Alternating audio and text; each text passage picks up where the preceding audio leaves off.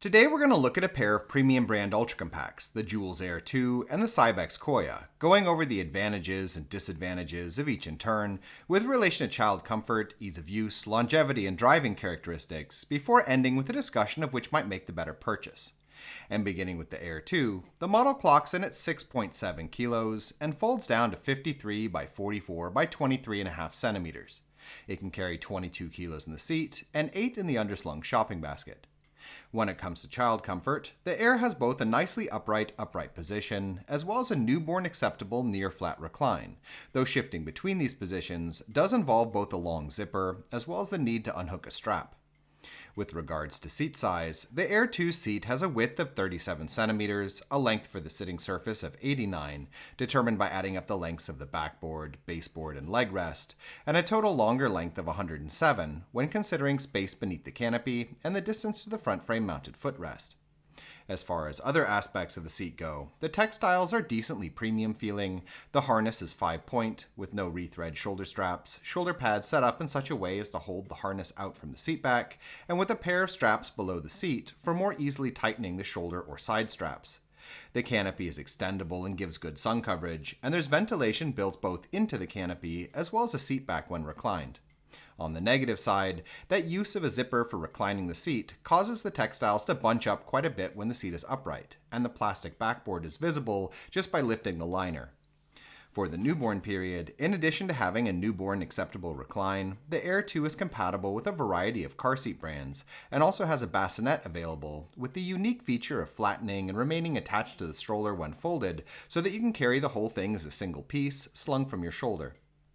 When it comes to parent comfort, the Aer2's handle stands at a fixed height of 107 centimeters, while the shopping basket is decently sized and easy to access in the way it extends off the rear frame.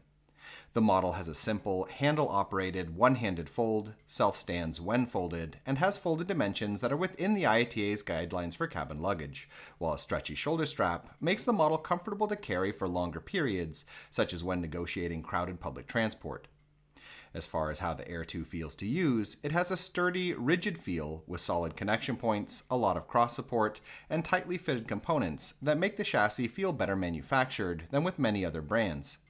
The Aer2 has decent-sized wheels, 5.7 inches in the front and 6.1 in the back, as well as quite noticeable suspension, and while all ultra compacts are primarily made for smoother environments, it can better handle stuff like broken sidewalks, gravel, and lighter cobblestones without feeling as jittery as with many competing models.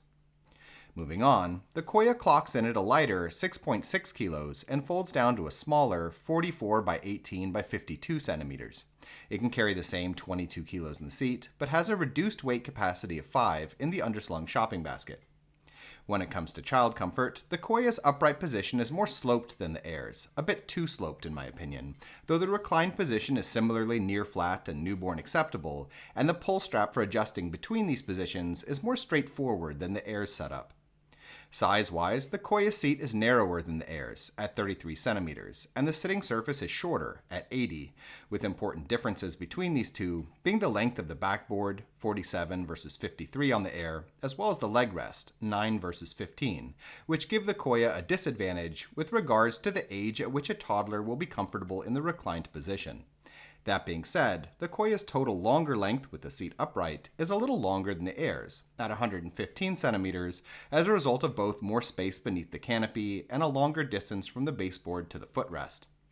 With regards to other aspects of the seat, the Koya also has premium-feeling textiles and provides arguably better ventilation via a seat liner that can be removed, revealing a large mesh window in the seat back that's accessible even when the seat is upright. The Koya's harness is also easy to use, similarly having no rethread shoulder straps, as well as a one-pull tightening mechanism rather than the Aer's two-strap setup, and the canopy is extendable and provides more or less equivalent sun coverage.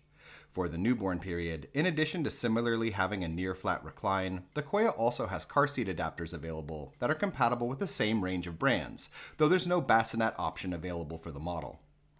Looking at parent comfort, the Koya's handle has a lower fixed height of 104.5 centimeters, while its shopping basket is also harder to access in my opinion due to the slope of the seat. When it comes to folding, the Koya takes more force to press together than the Aer, has an extra step in the need to pull on the carry strap to draw the chassis all the way closed, and in that 2 hands are needed when unfolding due to the locking clip.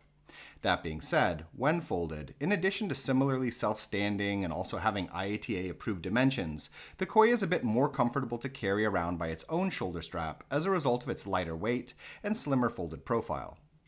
As far as the feel of using the Koya goes, the model feels sufficiently sturdy with its components, but it's a lot looser in its locking joints than the Aer, in particular the central hubs right under the seat, which bend a bit side to side when steering. Driving-wise, the Koya has smaller wheels than the Aer, 5.1 inches all round, and lacks rear frame suspension, which makes it a lot more jittery over rough ground, while in addition, the Koya's shorter rear wheelbase also makes it less stable with sharper turns. So which one of these should you get then? Overall, the Aer2 has more useful characteristics than the Koya in my opinion, with a larger seat that's more upright, a more accessible shopping basket, significantly better terrain capability, and an easier fold. That being said, the Koya does have limited advantages that may make it worth considering for some people, with its better ventilation and smaller folded dimensions that make it a little more comfortable to carry, as well as fit within the 115 centimeters all-round requirements of some airlines. In any case, we hope you found this video interesting, and if you did, please subscribe, as a sort of support really helps us to continue making videos in the future. If you'd like to know more about either of these models, we have standalone reviews that go into a lot more detail, and links have been added in the description.